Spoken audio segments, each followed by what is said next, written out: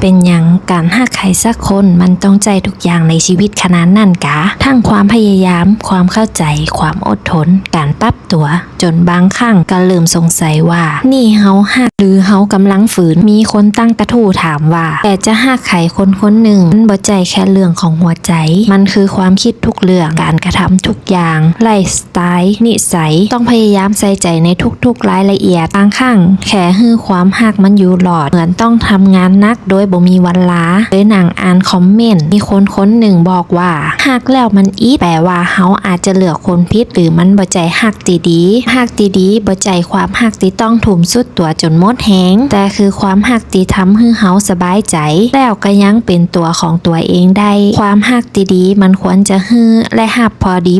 แล้วถ้าวันนี้เฮาหักใครแล้วต้องพยายามอยู่ฝ่ายเดียวบางทีมันอาจบ่ใจหักติผิดแต่แค่คุณอาจจะเลือกคนผิดเต่าอันเนาะ